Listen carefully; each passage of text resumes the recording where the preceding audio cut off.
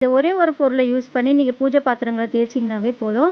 புதுசு போல் பளபளன்னு ஜொலிக்கும். நீங்கள் தேய்ச்சி எவ்வளோ நாள் ஆனாலும் இதை ஒரு டைம் ட்ரை பண்ணி பாருங்கள் ஃப்ரெண்ட்ஸ். உங்கள் பூஜை பாத்திரமும் புதுசு போல் ஜொலிக்கும். அதுக்கு முன்னாடி நம்ம சேனல் அப்லோட் பண்ணுற குக்கிங் வீடியோ, பியூட்டி டிப்ஸ், பல யூஸ்ஃபுல்லான வீடியோலாம் அப்லோட் பண்ணிகிட்ருக்கோம். அந்த வீடியோவோட நோட்டிஃபிகேஷன் உங்களுக்கு உடனுக்குடன் வரணும்னா நம்ம சேனலை சப்ஸ்கிரைப் பண்ணிக்கோங்க. பக்கத்தில் இருக்க பெல் பட்டனையும் கிளிக் பண்ணி ஆல் என்ற ஆப்ஷனை ஓகே பண்ணிக்கோங்க. வாங்க நம்ம வீடியோக்குள்ளே போகலாம். இப்போ பாருங்கள் ஃப்ரெண்ட்ஸ், பூஜை பாத்திரம்லாம் எவ்வளோ கருப்பாக இருக்குது.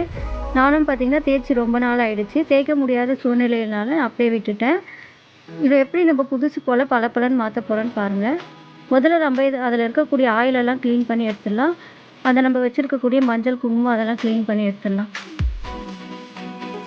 அந்த ஆயில் போகிறதுக்காக நீங்கள் விம் லிக்விட் இல்லை சபீனா அந்த மாதிரி யூஸ் பண்ணி அந்த ஆயிலெல்லாம் க்ளீன் பண்ணிவிடுங்க. நான் இன்றைக்கி பார்த்திங்கன்னா சபீனா போட்டு அந்த ஆயிலெல்லாம் க்ளீன் பண்ணிடுறேன். பூஜை பாத்திரங்களெல்லாம் தேய்க்கிறதுக்கு நீங்கள் தனியாக ஸ்க்ரப்பர் வச்சுக்கோங்க.